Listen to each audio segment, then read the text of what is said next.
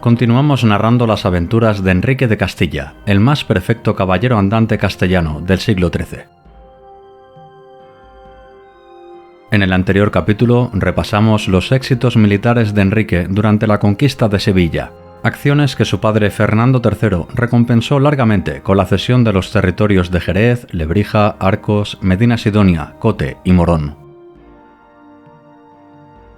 Pero el príncipe Alfonso, el futuro Alfonso X el Sabio, no estuvo dispuesto a permitir que su hermano Enrique, con secretas ambiciones para ser investido como rey de León, llegara a enseñorearse de tan vastos territorios, equivalentes a un reino. Fernando III, antes de morir, reunió a sus hijos en presencia de todos los magnates del reino.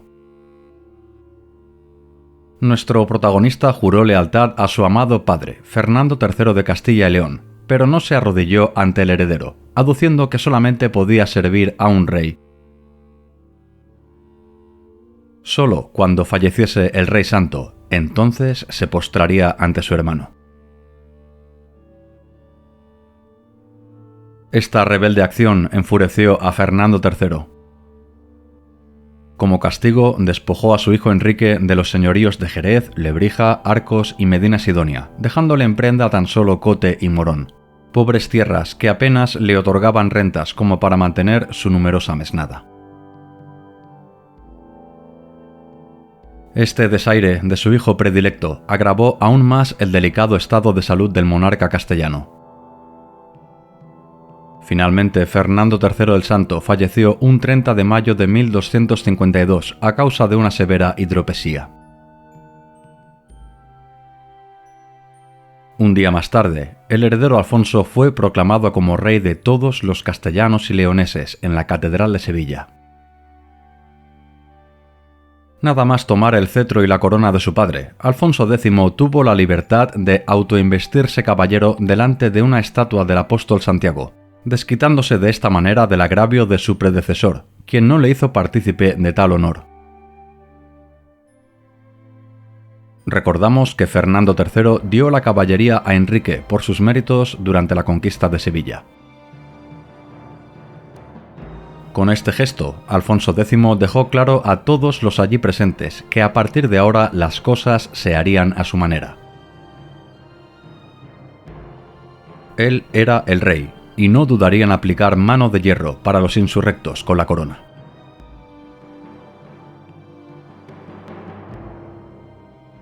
Una de las personas más perjudicadas por la entronización de Alfonso X fue doña Juana de Pontís, viuda de Fernando III. Violante de Aragón ahora era la reina de Castilla, así que la viuda del anterior monarca ya no pintaba nada en la corte. Su papel quedó relegado a una mera arma arrojadiza para las querellas entre partidarios y detractores del nuevo rey y sus hermanos Enrique y Fadrique, acusándola desde el bando alfonsino de mantener relaciones íntimas con ellos. No, lo mejor era abandonar para siempre Castilla. Los hados dispusieron que la reina viuda encontrara una excusa perfecta para ello. Su madre, la condesa María, había fallecido. Alfonso X aceptó de buen grado la partida de su madrastra hacia las lejanas tierras de Ponthieu. Pero el joven rey no aceptó que la viuda de su padre se llevara con ella a sus 3 hijos engendrados con Fernando III. Leonor, Fernando y Luis se quedaron en la corte de Castilla.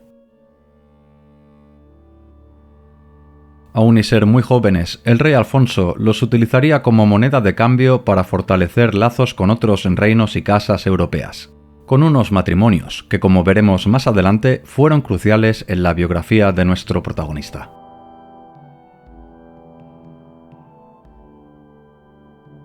Y es que Enrique necesitaba de aliados para mantenerse en la cada vez más descubierta guerra con su hermano. Si bien contaba con el apoyo de la mayoría de nobles partidarios de su difunto padre, lo cierto es que Alfonso, durante sus primeros días de reinado, había maniobrado continuo para acaparar todos los puestos de poder. Sus dos hombres de confianza eran su amigo de la infancia y actual mayordomo, Juan García de Villamayor, así como Nuño de Lara, el gobernador de la frontera, el hombre más poderoso de Castilla, un magnate que poco tiempo después le arrebataría a Diego de Haro el señorío de Vizcaya, mediante el célebre pleito de la montaña.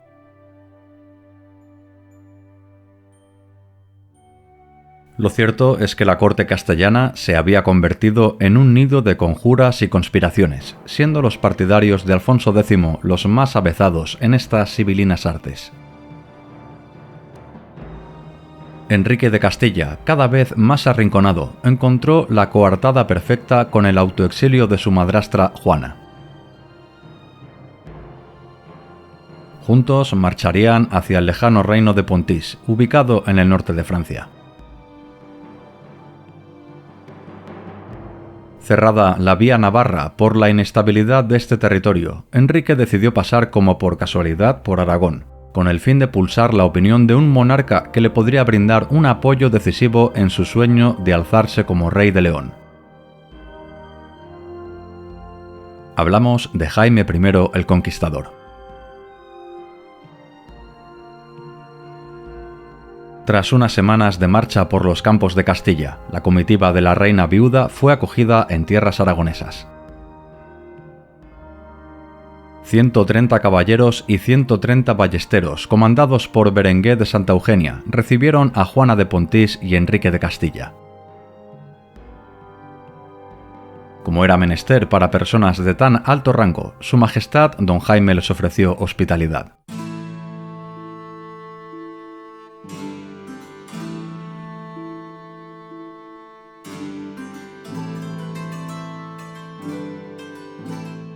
Fueron unas dulces jornadas, repletas de grandes banquetes y celebraciones en honor de tan insignes huéspedes.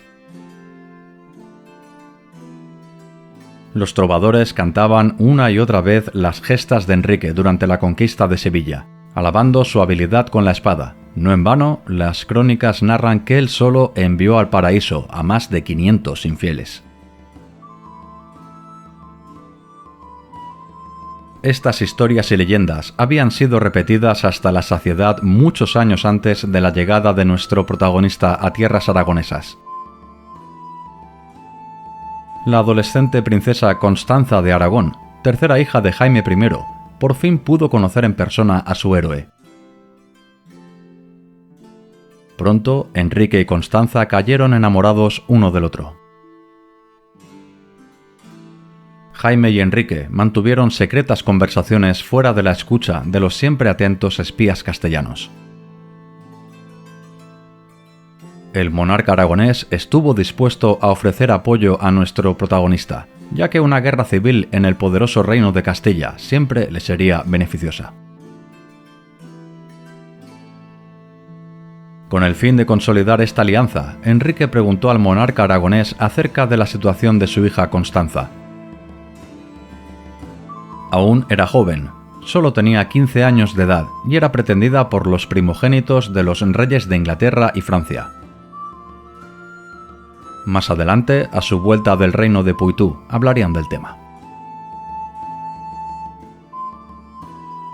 Con promesas de amor eterno y una amarga despedida de su enamorada Constanza, en otoño de 1252, Enrique retomó el viaje hasta el mediodía francés, tierras aún resentidas por las feroces cruzadas papales contra los buenos hombres, los cátaros.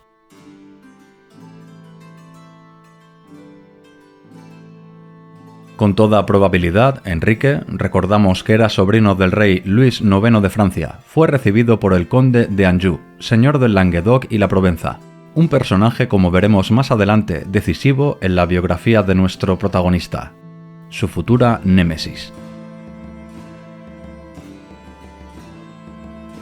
Finalmente, Enrique llegó a París, donde rindió homenaje a las exequias de su tía abuela, la recién fallecida Blanca de Castilla, madre del rey Luis IX de Francia, monarca que en estos momentos se encontraba ausente, luchando en ultramar en la desastrosa Séptima Cruzada.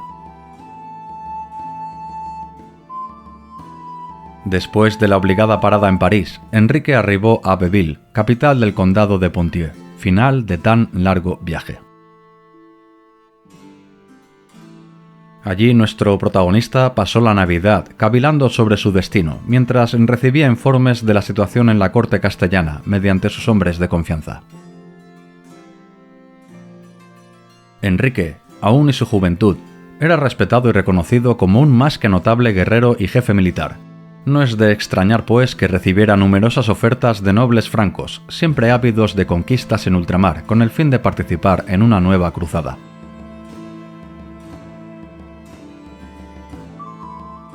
Pero Enrique sabía muy bien dónde estaba su futuro. Debía regresar a Castilla y plantar cara a su hermano, el rey Alfonso X. Por el camino atravesó de nuevo territorios del reino de Aragón, donde volvió a sentarse en la mesa del rey Jaime I. Enrique lo tenía decidido. Aún y estar desposeído nominalmente de sus derechos sobre Jerez, Lebrija, Arcos y Medina Sidonia, disponía de Morón y Cote, tierras no obstante aún no conquistadas en su totalidad. El infante de Castilla, una vez regresara a Sevilla, reuniría su mesnada y lucharía por todos sus señoríos, unos dominios donde asentar la base de su poder para más tarde reclamar sus derechos sobre la corona de León. Jaime I asintió.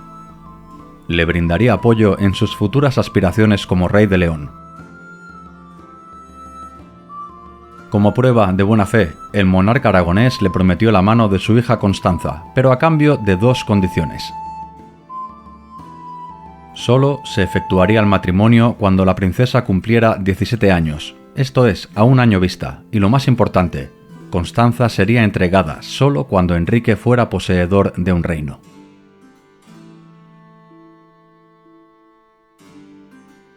Henchido de amor y determinación, Enrique de Castilla regresó a Sevilla en primavera de 1253. La ciudad había crecido tras los avatares de la guerra, convirtiéndose en el embrión de la gran urbe que sería en el futuro. Alfonso X asentó su corte allí, un impulso para que la ciudad prosperase, poblada de miles de marinos, mercaderes, artesanos, hombres de fortuna y cortesanos en búsqueda de oportunidades.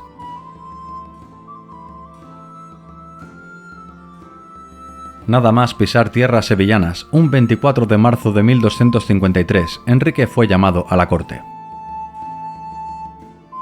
Allí estaban todos los nobles del reino, partidarios y detractores de ambos hermanos, en un ambiente de lo más tenso.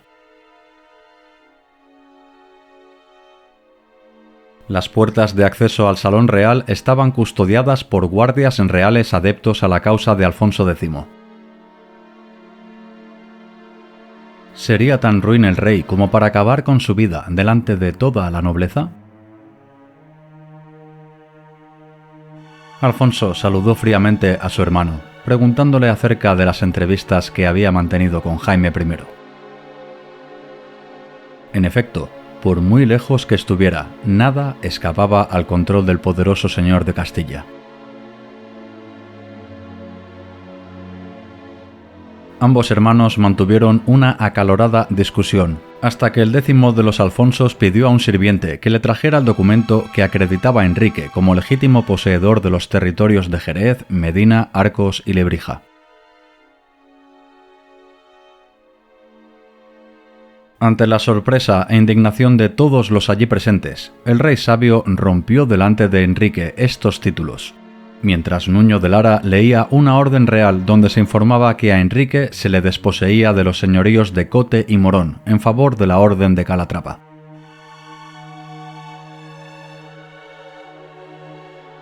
A cambio, y en virtud de su condición de infante de Castilla, Enrique sería recompensado con 2000 pies de olivar, una dádiva más propia de un hidalgo de tercera división que de un infante. Tamaña villanía levantó un gran revuelo en los allí presentes. Los nobles leoneses se marcharon enfurecidos, maldiciendo entre dientes la mezquindad del bellaco Alfonso X. Esta era la gota que colmó el vaso de su paciencia. Si aquel petímetre felón quería guerra, la iba a tener. Mientras tanto, Alfonso X miró complacido lo que allí estaba sucediendo. Era lo esperado. Con medida teatralidad ordenó silencio a los asistentes. Estaba dispuesto a mostrarse magnánimo con su querido hermano. A cambio que Enrique se arrodillase y le jurase obediencia y lealtad, le cedería las tierras de Morón. Enrique sabía que su hermano estaba jugando una partida de escaques con él, juego en el que Alfonso era un consumado especialista. De acuerdo, si deseaba un juramento de vasallaje lo haría, pero solo en calidad de rey de Castilla, no de León. Jaque. Un claro mensaje tanto para Alfonso X y sus secuaces como para sus propios aliados. Continuaría peleando por la corona del Reino de León.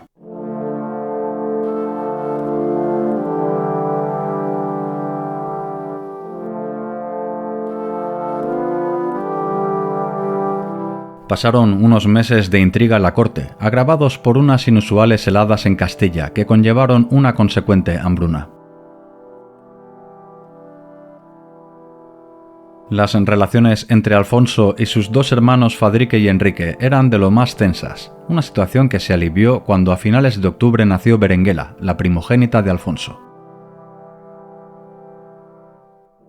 Este nacimiento puso fin a los rumores acerca de la supuesta infertilidad de la intrigante reina Violante.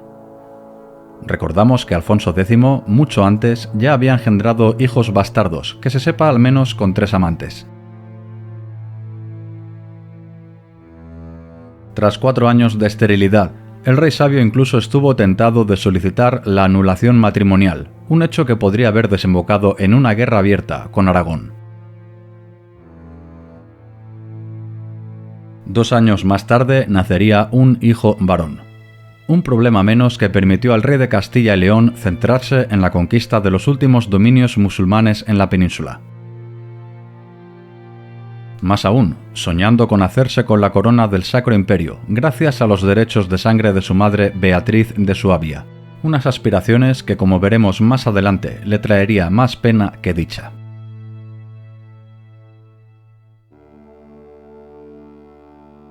Tanta incertidumbre en el reino de Castilla fue aprovechada por los señores musulmanes que aún dominaban importantes tierras en la ribera oeste del Guadalquivir. Lo cierto es que Alfonso había perdido algunas plazas ganadas por su progenitor. Muchos nobles castellanos y leoneses bisbisaban acerca de la inoperancia militar del nuevo rey. Alfonso no tuvo más en remedio que reclamar los servicios de la numerosa y aguerrida mesnada de Enrique. Pero antes de iniciar la campaña de conquista, un fortuito acontecimiento en el norte frenó las ansias expansionistas de Alfonso X. El foco del conflicto estalló en el reino de Navarra tras la muerte de su rey Teobaldo I el Trovador. Su hijo Teobaldo fue nombrado como rey tan solo cuando contaba con 14 años de edad, teniendo que esperar hasta los 21 para poder gobernar sin regencia, tal y como estaba estipulado en las leyes de aquel reino.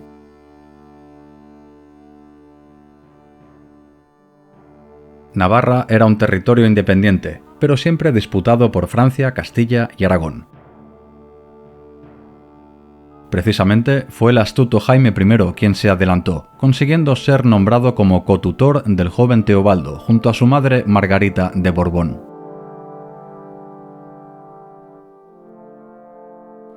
Jaime I intercedió para anular la boda pactada entre Leonor de Castilla, hermana de Alfonso y Enrique, con el joven heredero de Navarra, ofreciendo a su propia hija Constanza como futura esposa. Recordamos que Constanza, a su vez, había sido prometida a nuestro protagonista, Enrique de Castilla.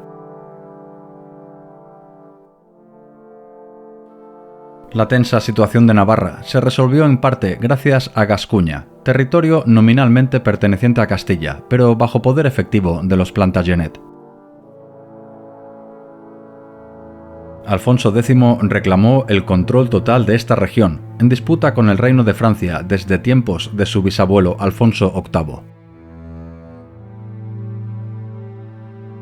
Para añadir más confusión en la disputa, apareció un nuevo actor en el escenario. Enrique III de Inglaterra solicitó la formal anexión de Gascuña.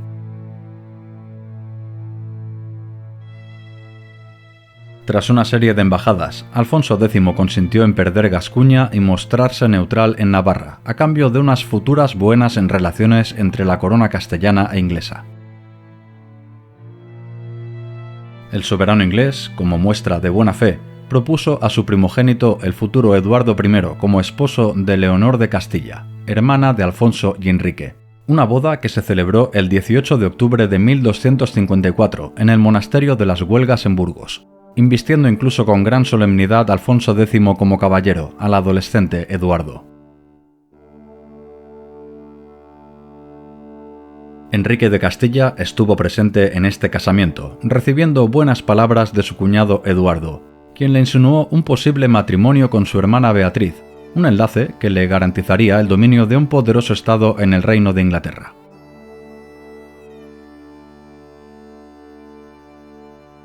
Pero Enrique rechazó esta propuesta.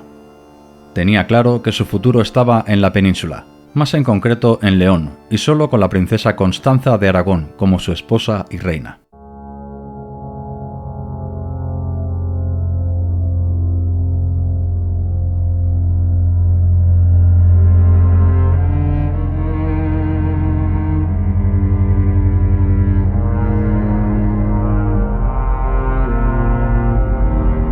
Tras la real boda en Burgos, nuestro protagonista partió de nuevo hacia tierras de Aragón, reuniéndose por tercera vez con Jaime I. El rey conquistador estaba en extremo enojado por el fracaso diplomático navarro. Desde luego no estaba dispuesto a consentir ningún triunfo más de su yerno Alfonso X. Castilla no podía seguir engrandeciéndose a expensas del reino de Aragón. Si Alfonso pretendía echar un pulso a su suegro, saldría escaldado. Jaime I puso en la mesa la baza que durante tiempo se había guardado bajo la manga. Jaime I recibió vasallaje de Diego López de Haro, quien a través del conocido como heredamiento de la montaña había sido desposeído de su señorío sobre Vizcaya en favor de Nuño de Lara, el acólito favorito de Alfonso X. Otros nobles asturianos, leoneses y gallegos, como Sancho García de Salcedo, Ramiro Rodríguez y Ramiro Díaz, se desnaturalizaron del reino de Castilla, pasando a luchar bajo el emblema cuadribarrado aragonés.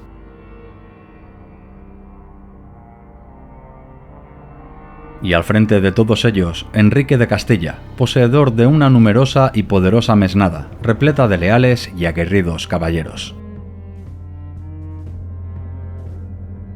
Enrique se reunió con Jaime I cerca de Calatayud, en el castillo de Maluenda, con el fin de ultimar los detalles de la campaña conjunta contra Alfonso X.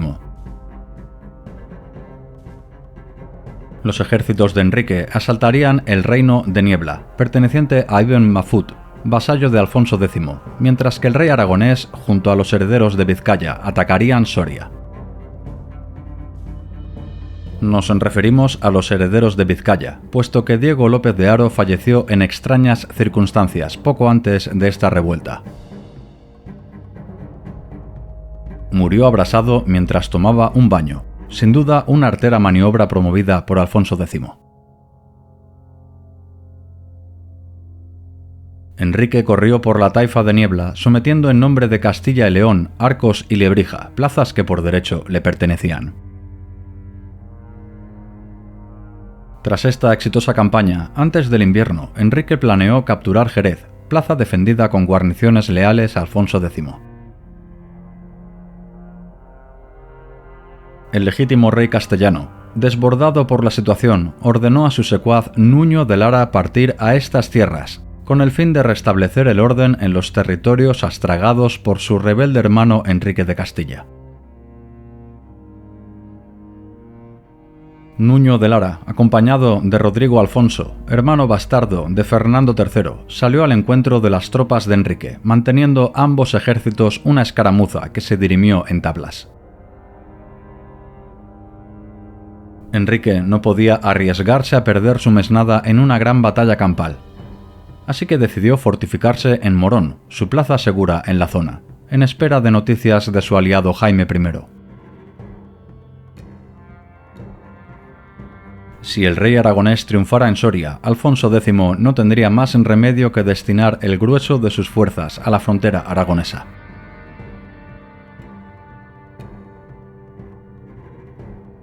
Mientras tanto, las huestes de Alfonso X rodearon la ciudad de Morón. Un emisario alfonsino se presentó en las murallas, proclamando la voluntad del rey. Si no se entregaba el rebelde infante, todos sus hombres serían aniquilados.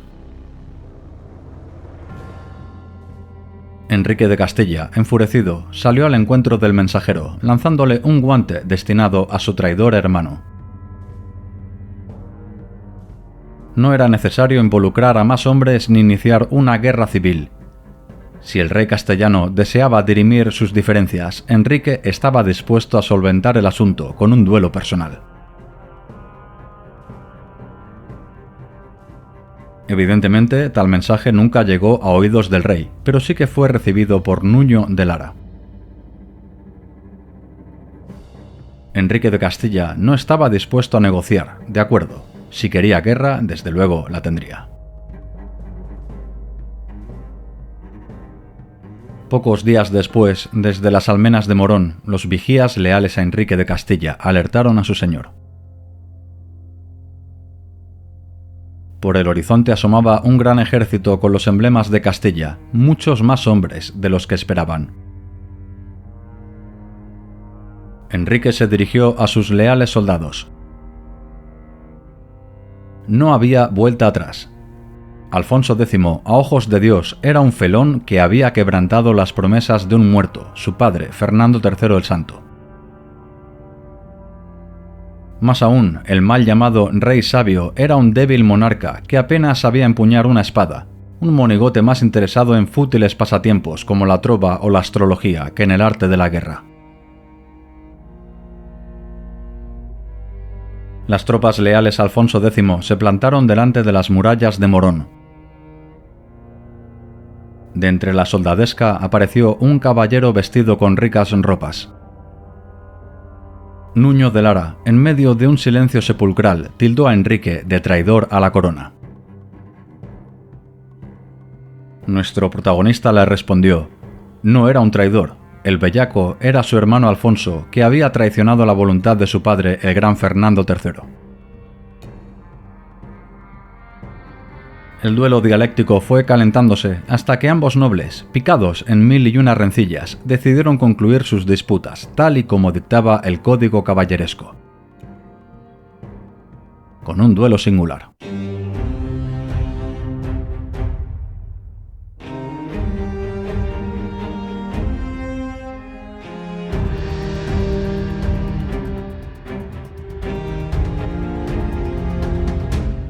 Enrique y Nuño montaron en sus cabalgaduras, desafiándose con la mirada a lo lejos.